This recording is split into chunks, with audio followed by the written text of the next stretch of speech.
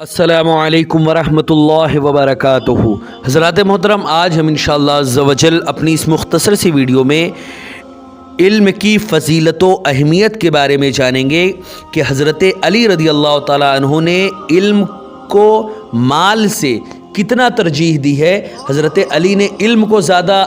افضل اور زیادہ بڑا بتایا یا کہ مال و دولت کو زیادہ افضل اور بڑا بتایا؟ انہی سب باتوں کے بارے میں ہم جانیں گے کہ حضرت علی نے سات وجہوں سے علم کو مال و دولت سے زیادہ افضل بتایا اور زیادہ اس کو فضیلت دی، 7 وجہوں سے۔ انہی سب باتوں کے بارے میں اپنی اس مختصر سی ویڈیو میں آج ہم جانیں گے۔ ویڈیو پسند آئے تو ویڈیو کو لائک کریں، شیئر کریں، اور اگر ہمارے محمدی چینل پر نئے آئے ہوں تو اسے ضرور سبسکرائب کر کے بیل آئیکن کو بھی ضرور دبائیں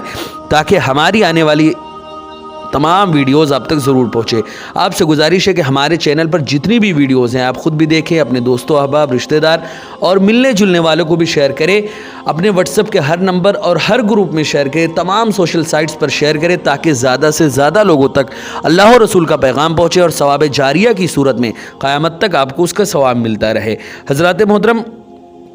حضرت علی رضی اللہ تعالیٰ عنہ فرماتے ہیں کہ علم دین مال پر 7 وجہ سے افضل ہے۔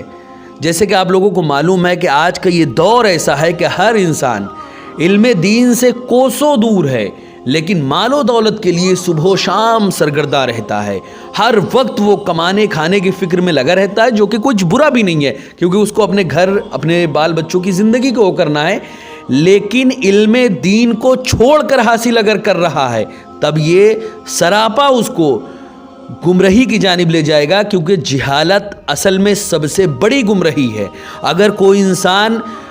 صحیح اور غلط میں فرق ہی نہیں جانتا،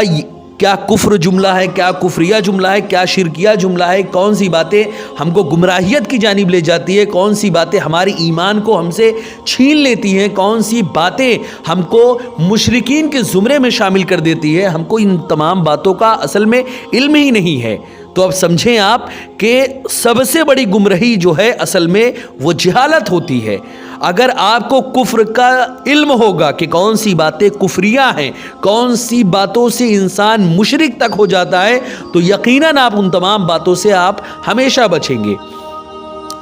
ان تمام باتوں کا علم رکھنے والا ایک ایسا انسان، وہ اللہ و رسول کی نافرمانی تو کر سکتا ہے لیکن کبھی کفر و شرک نہیں کر سکتا، کیونکہ اس کو معلوم ہے کہ کفریہ جملہ کیا ہے، شرکیہ جملہ کیا ہے، کن باتوں سے انسان کا ایمان ختم ہو جاتا ہے اور کن باتوں سے وہ ایسے لوگوں کے زمرے میں شامل ہو جاتا ہے جن کا ٹھکانہ فقط جہنم ہے۔ وہ جانتا ہے ان باتوں کو، اگرچہ وہ گناہوں کو انجام دیتا ہے جس کے سبب سے اللہ رب العزت اس کو عذاب دے گا، جس میں کوئی شک نہیں، لیکن وہ اپنی زبان سے ایسی باتوں کو کبھی نہیں بولے گا جس سے ایمان ہی ختم ہو جائے۔ تو اب سمجھیں آپ کہ سب سے بڑی گمراہی جو ہے اصل میں وہ ہے جہالت۔ تو سب سے بڑی گمراہی کو ہی ہم کو سب سے پہلے ختم کرنا ہے۔ ہم کو مال و دولت کمائیں ہم، جس میں کوئی برائی نہیں، لیکن سب سے پہلے علم حاصل کریں۔ اگر ہم ایسی سچویشن میں ہیں کہ ہم ایک کو نہیں حاصل کر سکتے تو ہم دونوں حاصل کریں، کماتے کھاتے بھی رہیں، ساتھ ہی ساتھ مال و دولت بھی ہم کمائیں، ساتھ ہی ساتھ ہم علم بھی حاصل کریں۔ اپنے آس پاس دیکھیں، آس پاس آپ دیکھیں کہ آپ کے آس پاس میں کوئی عالم دین ہے یا نہیں، اور علم دین حاصل کرنے کے لیے علماء کرام کے پاس جائیں، حافظ کے پاس یا کسی مسجد کے امام کے پاس نہ جائیں۔ اگر آپ کے مسجد کا جو امام ہے وہ عالم بھی ہے تو یقیناً اس کے پاس جائیں، کوئی مذائقہ نہیں، کیونکہ علم کا جو تعلق ہے وہ قرآن کے حفظ سے نہیں ہے۔ حافظ جو ہوتے ہیں یہ اللہ کا بہت بڑا مقام ہوتا ہے، بہت بڑا مرتبہ ان کو اللہ دیتا ہے، وہ الگ بات ہے، لیکن جہاں تک ماننا علم دین کا ہے تو وہ عالم دین سے ہی حاصل کرنا ہے۔ حافظ قرآن جو ہوتا ہے وہ تو فقط قرآن کا حافظ ہوتا ہے، قرآن کا حفظ کرنے والا ہوتا ہے، جو کہ اس کا بھی بہت بڑا مقام ہے، لیکن علم دین حاصل کرنے کے لیے عالم دین کے پاس جانا ہوگا۔ اگر آپ کے محلے میں کوئی عالم دین ہے تو ان کے پاس جائیں، آپ صرف 10 منٹ نکالیں، روز صرف 10 منٹ نکالیں، یقین جانیں آپ کہ صرف 10 منٹ 10 منٹ سے آدھا گھنٹہ صرف اتنا نکالیں روز ایک دن میں، تو آپ کچھ ہی دن کے اندر یقیناً آپ اتنی ساری باتوں کو آپ جان لیں گے دین کی جو آپ سوچ بھی نہیں سکتے۔ صرف 10 منٹ روز اللہ کے لیے نکالیں، 10 منٹ کم سے کم، زیادہ سے زیادہ آدھا گھنٹہ 1 گھنٹہ، جتنا آپ کے پاس ٹائم میسر ہو اتنا نکالیں آپ۔ اور زیادہ آپ نکال سکتے ہیں تو اور زیادہ نکالیں، وہ آپ کی مرضی، لیکن کم سے کم 10 منٹ سے لے کر آدھا گھنٹہ تک روز نکالیں، اور اس میں کچھ نہ کچھ اس عالم دین سے سیکھیں۔ اگر آپ کے محلے میں ہے تو ان سے سیکھیں، اگر آپ کے مسجد کے امام ہی عالم دین ہے تو ان سے سیکھیں، اگر آپ کے کوئی آس پاس میں ہو تو ان سے جا کر سیکھیں، لیکن علم ضرور سیکھیں، کیونکہ علم کی جو فضیلت حضرت علی نے بیان فرمائی ہے وہ مال پر 7 طریقوں سے ہے۔ انہی سب باتوں کے بارے میں آج ہم جانیں گے کہ حضرت علی نے علم کو مال پر 7 وجہ سے افضل قرار دیا ہے۔ آخر وہ 7 جو وجہ ہیں وہ آخر ہیں کیا، انہی سب باتوں کے بارے میں انشاءاللہ عز و جل آج ہم جانیں گے۔ حضرت محترم حضرت علی نے یہی فرمایا کہ علم دین جو ہے وہ مال پر 7 وجہوں سے افضل ہے۔ پہلی جو وجہ انہوں نے بیان فرمائی وہ یہ بیان فرمائی کہ علم جو ہے یہ پیغمبروں کی میراث، اور مال و دولت جو ہے یہ فرعون، حامان، شداد اور نمرود کی میراث ہے۔ تو آپ سمجھیں کہ آپ کو کس کی میراث چاہیے، نبی کی میراث چاہیے یا فرعون کی میراث چاہیے، یا حامان جو کہ فرعون کا وزیر تھا اس کی میراث چاہیے، یا پھر نمرود کی میراث چاہیے جو کہ دنیا کا سب سے بڑا بادشاہ تھا جس نے خدا ہونے کا دعویٰ بھی کیا تھا، اس کی میراث چاہیے، یا شداد کی میراث چاہیے جس نے دنیا میں ہی خدا کی باتوں کو انکار کرتے ہوئے دنیا میں ہی اس نے اپنی ایک جنت بنا رکھی تھی، اتنا بڑا وہ بادشاہ تھا۔ تو اب ان تمام لوگوں کی میراث چاہیے کہ آپ کو نبیوں کی میراث چاہیے، یہ ڈیسائیڈ آپ کو ہی کرنا ہے۔ حضرت علی نے یہی فرمایا کہ علم جو ہے یہ پیغمبروں کی میراث ہے، جبکہ مال جو ہے، مال و دولت جو ہے یہ فرعون، حامان، شداد اور نمرود جیسے لوگوں کی میراث ہے۔ دوسری وجہ یہ بیان کی کہ مال خرچ کرنے سے کم ہو جاتا ہے، جبکہ علم جو ہوتا ہے یہ جتنا زیادہ خرچ کرو گے، جتنا زیادہ لوگوں کو بتاؤ گے، لوگوں کو دو گے علم، اتنا زیادہ ہی یہ بڑھے گا۔ تو اب سمجھیں آپ کے افضل کون ہیں۔ حضرت علی نے تیسری بات جو فرمائی وہ یہ فرمائی کہ مال کی حفاظت انسان کو کرنی پڑتی ہے، لیکن علم جو ہوتا ہے وہ خود انسان کی حفاظت کرتا ہے۔ یہ فضیلت بیان فرمائی حضرت علی نے۔ چوتھی فضیلت یہ بیان فرمائی کہ مرنے کے بعد مال جو ہوتا ہے، مال تو دنیا میں ہی رہ جاتا ہے، اور علم دین جو ہوتا ہے وہ قبر میں بھی ساتھ جاتا ہے۔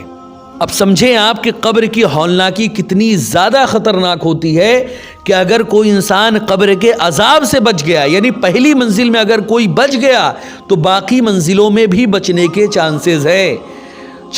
ہیں اگر وہ پہلی منزل میں بچ گیا، لیکن جو پہلے ہی منزل میں پھنس گیا تو پھر اس کا باقی منزلوں میں بھی پھنسنا یقینی ہو جاتا ہے، کیونکہ اس کے اعمال ایسے ہیں کہ وہ گناہوں میں مبتلا ہو کر اس نے اپنے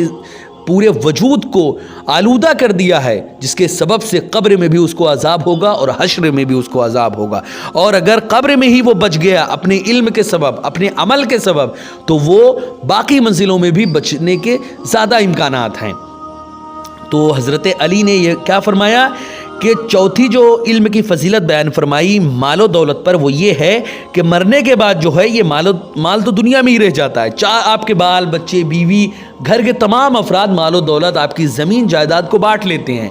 لیکن جو علم ہوتا ہے جس کو آپ نے اللہ کے لیے حاصل کیا ہے وہ قبر میں بھی آپ کے ساتھ جاتا ہے۔ اسی طرح پانچویں جو فضیلت حضرت علی نے بیان فرمائی وہ یہ فرمائی کہ مال جو ہوتا ہے یہ مال مومن اور کافر سب کو مل جاتا ہے۔